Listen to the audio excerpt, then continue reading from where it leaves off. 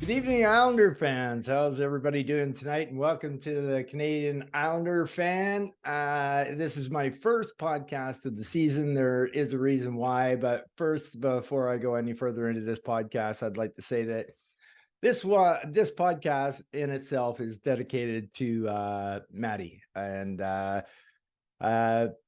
without him right now, I wouldn't be podcasting. So anyway, this podcast is dedicated for you, Maddie.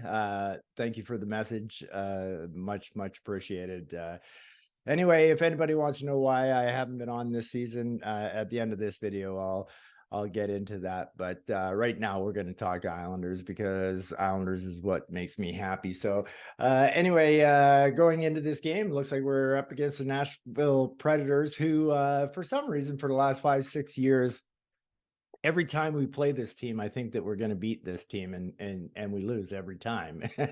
And I just don't get it. It's just one of those things where a team has it against another team, and it just happens. I had somebody on the message board say it reminded them a lot of the Washington Capitals mastery that they had over us, as well as the Philadelphia Flyers. But I remember the Capitals one. That one was a long one. But anyway, tonight's the night that we're gonna reel that in, and we're gonna pull off a victory, and we need to pick it up after a sluggish defeat against Philadelphia there. So that's what we're up to. Anyway, the Islanders right now, we've dropped the spot, so that's not good. We went down to third in the Metro, but we created a buffer for ourselves, and that's what you use it for, is when you lose a bad game like we did last time. But right now, currently, the Islanders are 15-9 for third in the Metro, and we're going up against the fifth place team from the Central, which is the Nashville Predators at 11-9-2. So it should be a good game for sure. We got Barzell's our leading scorer with 26 points, Forsberg with 20 for the Predators, and that in itself is a rarity. Show you something different how the system has been this year, that we actually have our leading scorer with more points than an opposition team's leading scorer. So that's looking bright for us going into this. So I'm hoping for a good game. I'm hoping for a bounce back game. We've had lots of days to recover. The one thing that we do have is we've got a couple of injuries. So possibly Cole Bardreau and Hudson Fashion could be put into the lineup tonight, but for me, that's no excuse. Every team has had injuries all year, and one of the few teams that had been avoiding injury most of the season was the New York Islanders up until now. So hopefully, we'll turn that around for this game and get back on the winning track and do what we do best, and let's score a whole bunch of goals. It's a whole lot of fun doing Islander games now, watching with all these goals being scored. So with that said, I'm gonna be back between the first and second period. Let's see how this first period goes. Let's go Islanders. This is a big one. After one period of play, the Nashville Predators lead the New York Islanders 1-0 in a pretty choppy first period. It was kind of unfortunate because the game got off to a really good start, and there was good flow going on, and up and down the ice, end-to-end action was good. And then all of a sudden, the penalties came. And once the penalties came, the action in the game just seemed to completely stop. Other than the power plays itself, in which Nashville did score on their power play with Philip Forsberg. Nice one-timer there.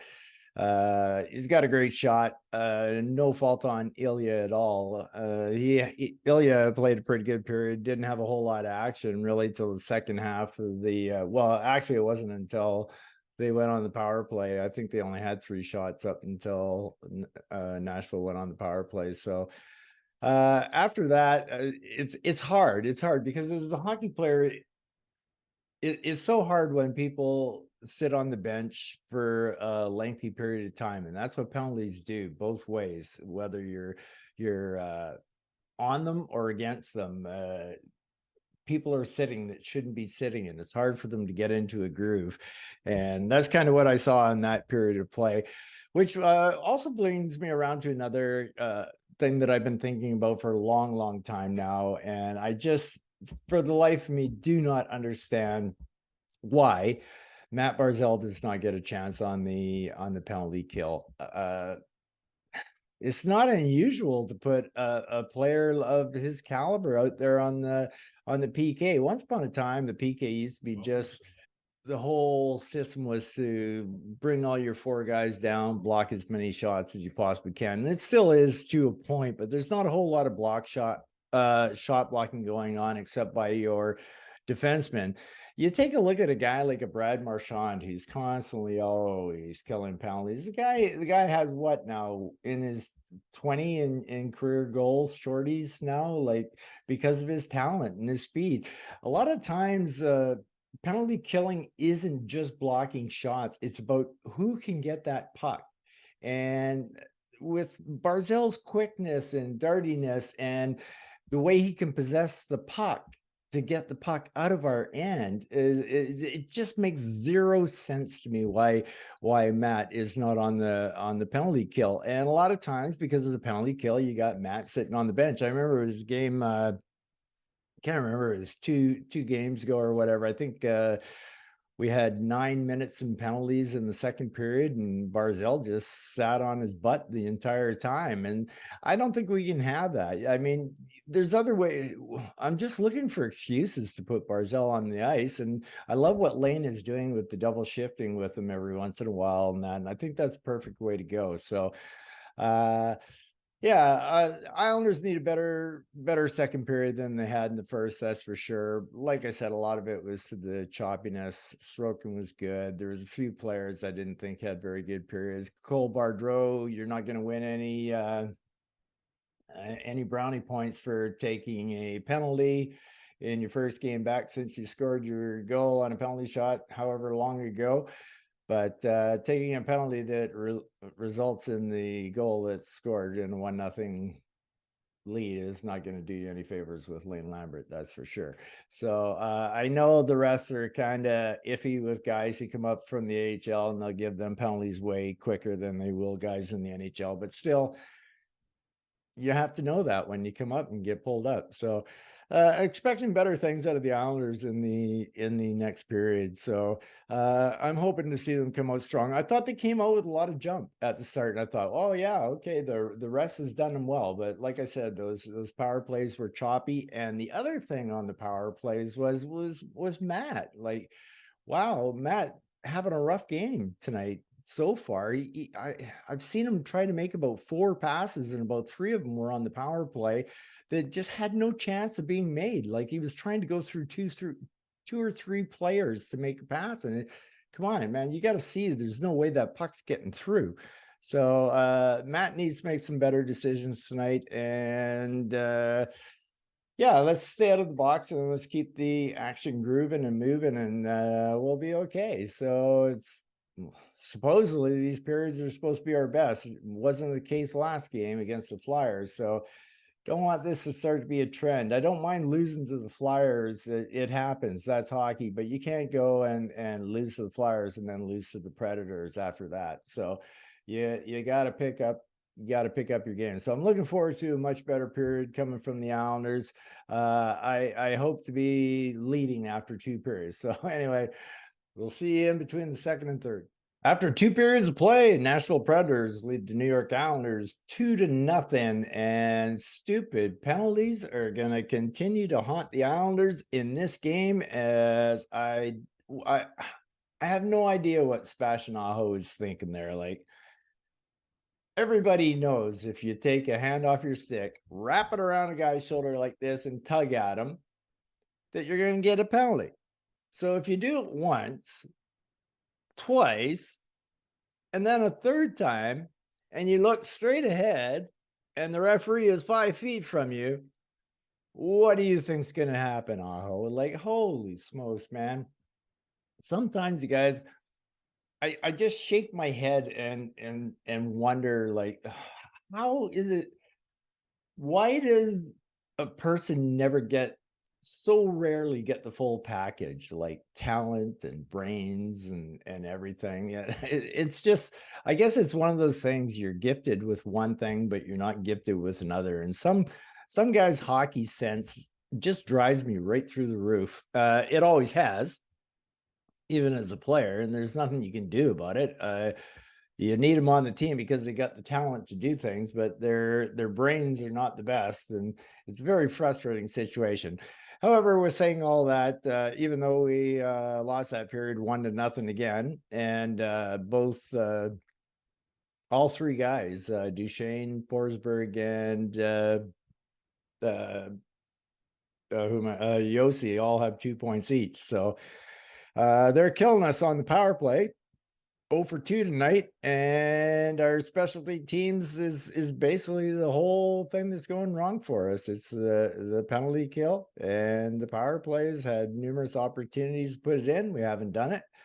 Looked so tonight, even though I really like our power play this year. I think I will say this now, and I've been saying it from the beginning of the season. This power play will end up in the top 10 in the NHL by the time the year is over. So I'm not worried about our power play, but it is letting us down tonight, especially because our penalty kill is also letting us down. So nothing Ilya could do on either one of those shots. Yossi's was just basically barred down, and Forsberg's was a one-timer that no chance. So Islanders are badly out shooting the Predators right now. We're out shooting them 27-17, but we can't beat Lankinen right now. What a hell of a save he made up Barzell.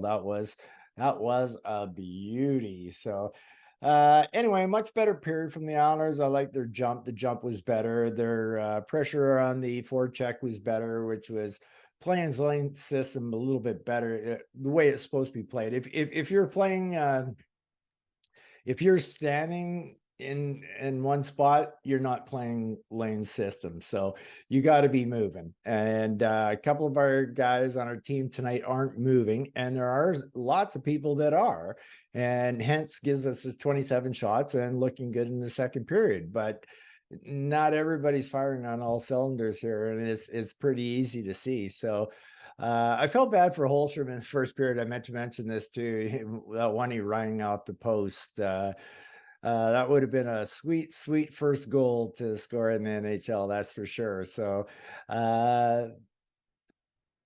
let's hope he gets it this period in the third. We need to come back. Everybody's been saying that we're a great third period comeback team and everything. Yeah, we're good, and we score a lot of points, but I think Lane said it best when he goes, a lot of that has to do with happenstance. That's just, there's no real rhyme or reason for it. Sometimes there can be, like, it can be like Butch says, we're in better shape. A lot of little things contribute to that. But as for the rhyme or reason why we score so many goals in the third period is sometimes a mystery, but let's hope we've got another magical comeback in us, because once you start breaking things down, and if you take away all our magical comebacks, which you shouldn't, because you earn those magical comebacks, but if you did, we would be a well below 500 team right now, and that's a little scary, especially when, like I said, I didn't care that we lost to Philly the other night. It was, one game off, and that'll happen in hockey. But to come out and have a goose egg after 2 periods of play tonight, and especially being at home, is not a good thing. So we need better things out of the Islanders coming in the third period here, boys. You got to pick up your socks. You got to play like you did the second period, except even better than that. So do that, and we got a chance at this thing. You always know with Ilya, he'll always keep you in the game as long as he possibly can. So we got that going for us. So anyway, we'll see you after the game. Let's hope my return to Canadian Islander fan isn't under a loss, because it's so depressing to podcast after a loss, and so much fun to podcast after a win. So come on, Islanders, make me happy. All right. See you after the game. Oh no, we got Sorokined. New York Islanders fall to the Nashville Predators 4-1 as Kevin Lankinen puts in a Ilya Sorokin-like performance tonight, as the Isles peppered him with 49 shots, but still came up short. And it's seems to be the starting of a little bit of a trend. Maybe now we're not being able to come all the way back. Maybe we're just being able to come back a little. So maybe we should start playing better in the first period. But it's hard to be mad at the Islanders tonight. I mean, they really took it to the Predators, more than doubling them in shots, getting 49 on net. I think Preds had 23.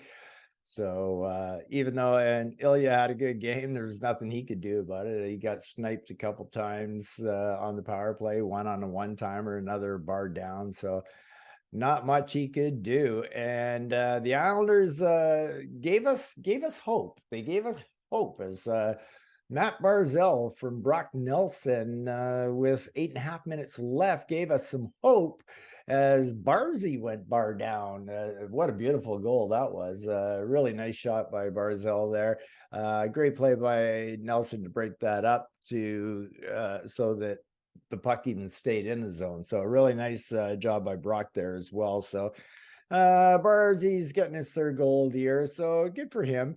Like I said, you can't really say anything too bad about the team tonight because overall we played well. However, what is alarming is the first period starts. I'm calling the New York Islanders a team that get off to a slow burn. And slow burn means that it's just, like we'll get there eventually, and the whole machine will be running, and all the pistons will be pumping, and everything will be going, and everything will be good. But we're taking way too long to warm up to get to that point. And it's like we're throwing 20 minutes away every single game with the first periods. We're down a goal, 2 goals, or we're tied, or rarely are we ahead. And the Owls got to learn how to turn that engine on right from the start of the game, because if you can do it in the third period like that, you can do it in the first period as well. So but like I said, hard to come down on the Islanders, peppered them with 49 shots. It's not like we gave up a whole bunch of goals tonight to a bad team. And Nashville's been a little hot lately. So pretty much the same team that they had last year as well. So no shame in losing to Nashville. I'm getting a little bit sick and tired of it, especially when I keep thinking we have the better team. But, what can you do? So another frustrating loss. Frustrating. So anyway, let's talk about the players who played tonight. I'm going to start off with Simon Holmstrom, who I thought had a really good game. Played really well. He only had like 11 minutes in ice time, but I felt so bad for him when he rang that one off the post. What a beauty. First NHL goal that one would have been. But Holmstrom's showing a lot of good signs in a lot of different areas. He's a nice passer. He's a big body. He's a good skater. He's got a nice shot. Rang that one off the pipe. That was a sweet release on that. So overall, I thought he's been pretty good on his call up, and really happy with him, because Simon was kind of the forgotten man down in Bridgeport, right? But only because he went there as an 18-year-old, and people are expecting him to put up really good numbers, which just, unless you're a super talent, you don't put up those kind of numbers as an 18-year-old in the AHL. And if you can put up those kind of numbers in the AHL, you're not in the AHL any longer. You're in the NHL playing. So really happy with Holmstrom's game. I thought he played really well tonight. So Zach Parise, typical Zach Parise game, just like talked about all last year, when, especially in the first half, when he wasn't scoring. That it's crazy, but I'm 100% happy with his game, and same goes for this year too. He's been solid, and the only difference is the puck's going in this year. That's all. It's and that happens. I had one year where I couldn't score to save my soul, and then I had another year where everything I touched went in the net, and no rhyme or reason for it sometimes, and you just got to go with it. But Zach good game tonight. Lots of hustle. I actually thought him and Pajot were the best line out there, at least for the first half of the game. Anyway, they Zach and Pajot, for some reason, they got chemistry. They have chemistry, and it's pretty obvious to tell. It's like they keep getting separated, but they're like magnets. They keep getting drawn back to each other, where they both seem to play really good hockey together. So Josh Bailey, I'm not going to come down hard on Bailey because I don't know what his injury is. So if I knew what his injury was, but I don't. So it's hard to be mad at him for anything, especially it was a game time decision. So if he's a game time decision, he's still feeling something. So what that something is, I don't know. And I thought he put in a good effort on his first couple of shifts there. And then after that, I thought he turned into normal Bailey, giving the puck away, standing still, and just doing Josh Bailey kind of things. But like I said, I can't really come down on him because I don't know what's wrong with him. So pretty blasé game by Bailey tonight for sure. Matty Barzal, well, what can you say about this guy? He's he's a little dynamo for sure. One thing I've noticed, one thing that I really think Matt needs to do though, because it will help him out tremendously, is how he does the cycle around. He comes around, he comes up top the blue line, and you got defensemen constantly going the other way. He needs to drop those off more often. He's been doing it more than he normally did, but not enough. And the problem is that the guys are giving Barzy nothing because they just don't expect him to ever drop the puck off. So they just keep hounding him from behind. He needs to start dropping off a few of those pucks so that when he does that little fake, like he's going to drop it, but he doesn't and takes it, it'll pay off better, and he'll break away from the guy because the guy's got to respect the puck being dropped back. But until he starts doing that, it's not going to happen. I also noticed another thing with Matt, and he finally did it once tonight, but he had a glorious opportunity earlier in the game to do it as well. When Matt Barzal gets down by the icing red lines, if he gets behind the net or maybe 5 feet up from that icing line, the defensemen are pulling back and they're giving him a complete path right to the net. But it has to be like a Zach Parise kind of drive to the net. He did it once at the end of the game there, and he lost the puck off his stick, but he had another opportunity to do it. So they're playing the pass more in that situation with Matt. So Matt needs to start driving that net a little bit more. But overall, really super happy with Matt's play this year, and he had another great game tonight. So good job, Matty. I don't know about the haircut though, man. I know the girls are losing their mind on Twitter over it, but yeah, I'm kind of losing my mind a little bit about it either. I envy your hair, Matt. Get back on it. All right, from one Matt to another Matt, let's talk about Mr. Martin. Only played 8 minutes tonight, but he does what he's supposed to do, and got into a fight in his 8 minutes, and kind of a non-event fight, but fight nonetheless. So number 101 on the board for Matty. We got let's talk about Beauvillier. Beauvillier, who I have not been happy with at all this year. This is year number 2 of bad so far for Bo. And in the last 5 or 6 games, maybe not 5 or 6, 3 or 4 games, I've noticed a little glimmer of hope from Bo. He scored a goal the other night, and but normally when he gets hot, he gets really hot, and he's not getting really hot. And I would take him a little less hot if he was more consistent. But if you're going to be 20 games inconsistent and then get hot for 5, those 5 have got to be outstanding. So and that's pretty much been Bo's pattern lately. So even though in the last 3 or 4 games he's played well, he hasn't got a whole lot of results for it. But he made one sweet move I saw today, right at the end of the game there, to get around a guy, and it was a beauty. So it's there. I mean, Bo's skating. He's never going to be the greatest hitter, but he's trying. He just doesn't have the greatest hockey IQ, I don't think, in my opinion. So, but other than that, we can't complain about his game tonight. That's for sure.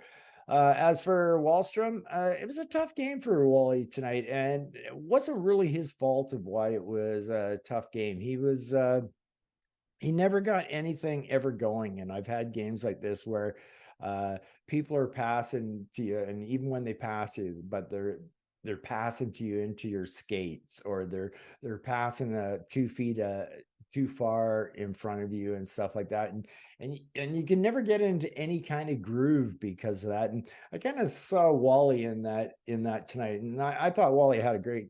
I thought he played really well. Like, I'm really happy with his play, and it should be coming together more than it is right now, but I still believe it's going to happen. He's doing all the right things that he needs to do. The only one really bad trait that Wally will have, not that I saw it tonight, but is losing pucks at the blue line. And so Wally just needs work on that. Other than that, everything's going to be fine. Thought he had a good game tonight.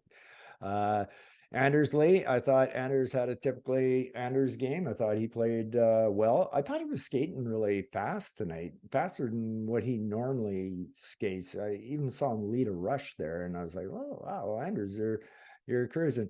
But I got to tell you, nobody uses his ass better than Anders Lee since Jaromir Jagr, man. I mean, it's like watching a freaking clone out there, how this guy uses his ass.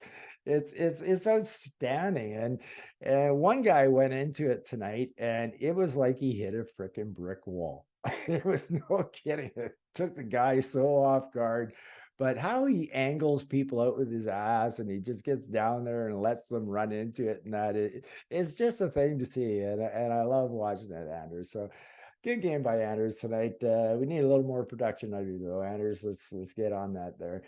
Brock Nelson didn't have a bad game either, but certainly wasn't up to Brock's standards. He just never really got going tonight, but he had his moments, nothing really bad. Just I always find that Brock is always at his best when he's agitating the other teams. I think he must be the most undercover agitator in the entire NHL, because I think there's a lot of players in the NHL that can't stand Brock Nelson, because he always gets under people's skin. And when he's doing that, he's always looking like the innocent one when people are coming back and trying to punch him in the face. But nobody saw what he did prior to that, and he always acting innocent, and it kind of cracks me up. He's better at it than Marchand, because he doesn't get noticed as much as Marchand doing it, and that's why he gets the penalties and Brock doesn't. So but he wasn't that kind of engaged tonight. And if he's not that kind of engaged tonight, it's not usually his best game. And I'm not saying he had a bad game. Like I said, he had his moments, but he definitely has had a lot better ones than tonight. Pager, really happy with him in his last 5 games or so. He once again also got off to a slow start, same as Beauvillier. And but now every time, we throw Zach Parise back to Pajot seems to play his best hockey. At least I always seem to find those two just have the chemistry, and it's a magic potion that nobody knows why. Nobody knows why 2 guys get such amazing chemistry. I've had it before. I've felt it. I know what it is, but if somebody asked me the question, why are you guys so good together? I don't know. It was like I just knew everything he was going to do. And so I would throw blind passes right on his tape of his stick, and he was always there. And it's just the best way I can explain it. I just knew where he was always going to be. And it's amazing when you experience a chemistry like that. And I think Pajot and Parise have that with each other. It's awesome. Casey Zizekas, what the heck, dude? What's going on here, man? Not your best year by a long shot. That's for sure. And yeah, I'm seeing Casey make a lot of stupid plays out there. It's not making up for his hustle or his hitting. It's just not. I mean, we don't really expect Casey to be a scorer, but he needs to chip in, and he's not. And it's a bad year for him. It's his decision making too, with his passes and that. Everything with Casey this year seems off, and he hasn't been and he's been a terrible penalty killer as well. And you want to know why he's been a terrible penalty killer?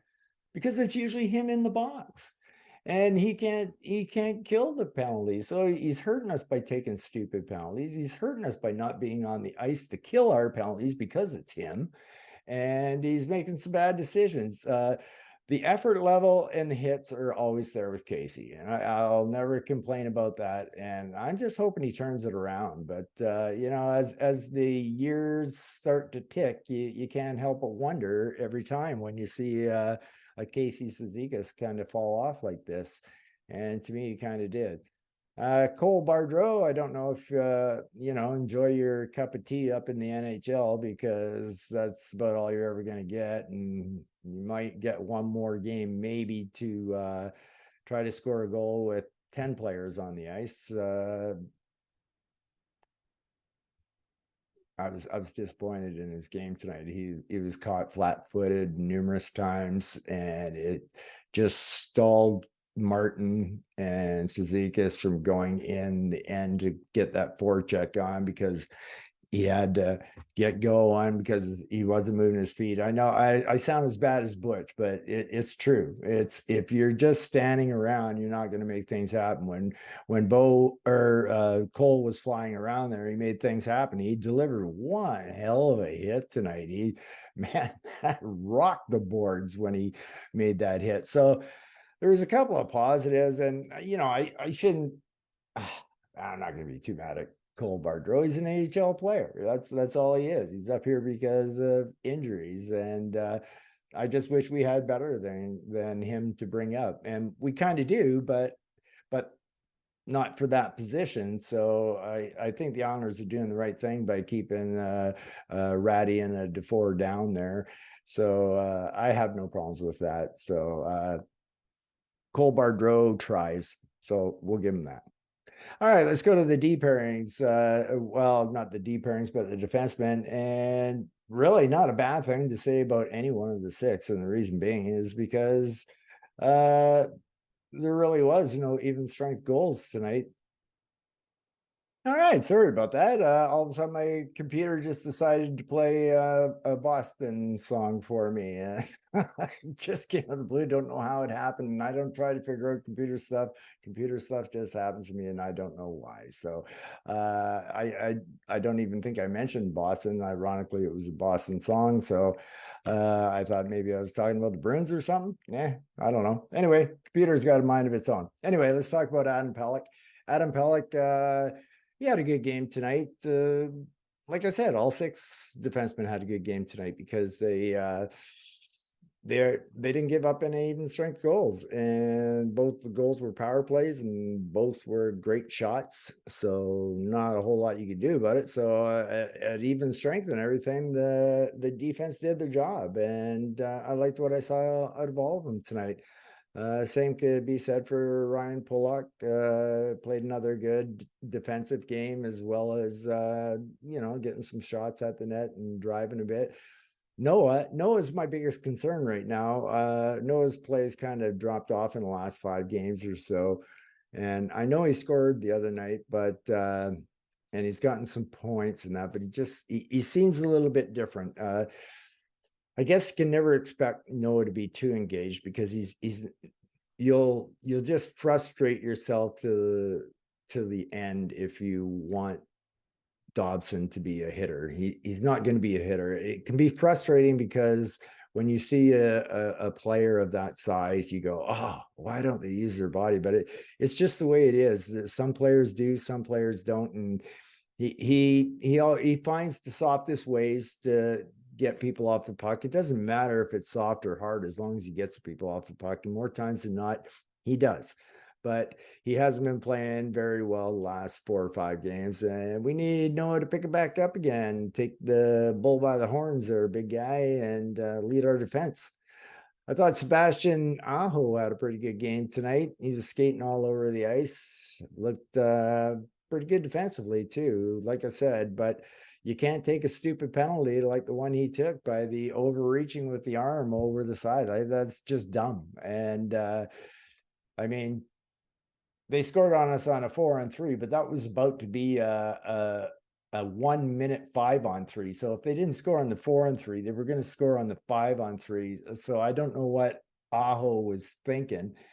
I mean, the ref was 5 feet from him, like when it's frustrating. But other than that, he still had a good game. And I saw one time where he carried it in the end, and he was, went around the net and he passed it out front to an Islander, and the Islander lost the puck, and the puck came to the blue line, and the guy who was waiting at the blue line was Aho.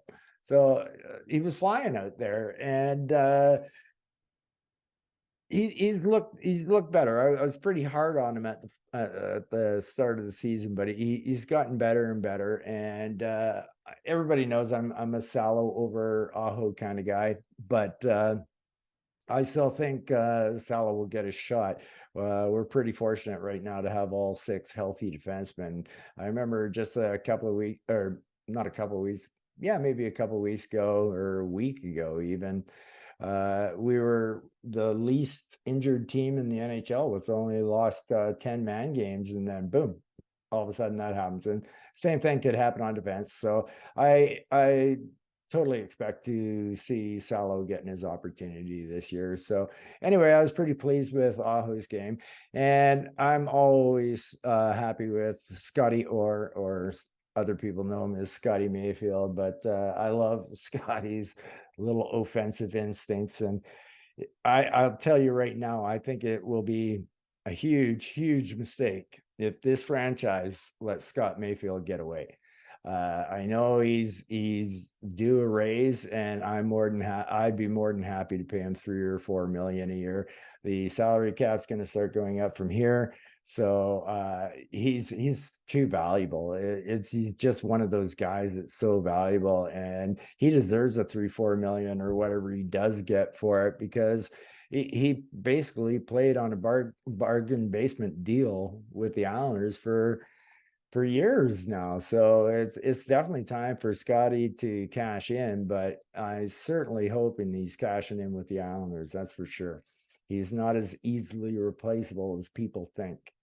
Romanov had a pretty good game. He rocked a lot of people out there tonight as well. So like I said, overall by the decor, pretty happy with the decor.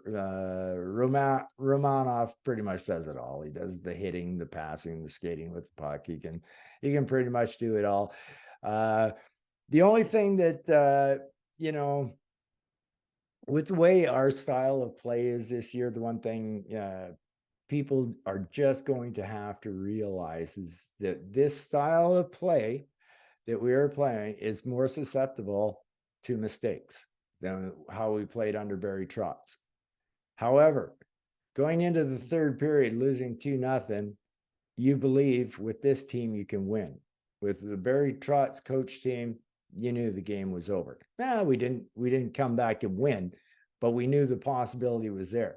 And we made it pretty close, and Lankinen had to make a couple of nice saves when it was 2-1 to keep it 2-1, or else those empty net goals would have never happened. So I guess the one guy I haven't talked about tonight is Ilya Sorokin, and once again, solid.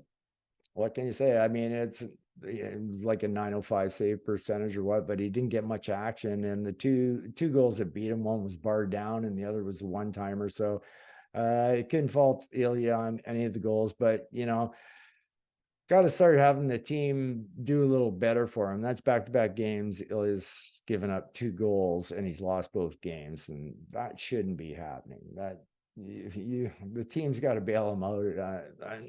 What do I mean, bail him out? If he only lets up 2 goals, he's doing a good job. And unfortunately, with Ilya, it's always such a disappointment when the puck goes in because you never expect it's going, because he seems to stop everything. So, yep, another good night by Ilya. Excuse me.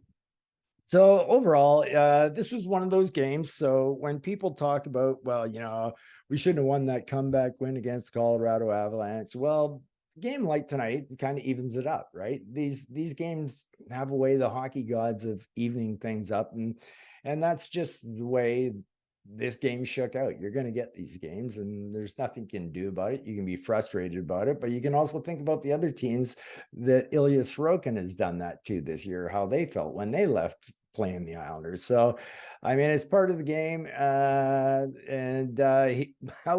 Lankinen was outstanding tonight. He really was. And Nashville's been hot as the last 5 or 6 games. They didn't have a very good start to the season, but they're starting to play like last year's Predators again. So it's still not quite there. We really should have won this one and we didn't. So that was a little bit disappointing. So anyway, that's pretty much all I got for the Islanders right now. If anybody wants to stick around for the last little bit, it's only going to be a couple minutes long. I'm going to explain why I haven't been around doing my podcast very much. So anyway, to those people leaving, take care. Peace out. And to the people sticking around, I just want to let you guys all know that, guys and girls, sorry, my mistake. I know there's some females watching these too. I've been dealing with mental health issues. I've been battling depression for quite some time now, and it's been very difficult when you're depressed, to go out and do a podcast. It's hard to do anything in life at all. I've been on medication for years, and for the last 12 years, I've been in nothing but pain due to my old hockey injuries, baseball injuries, football injuries, all those injuries put together, plus my last injury that I got in the military.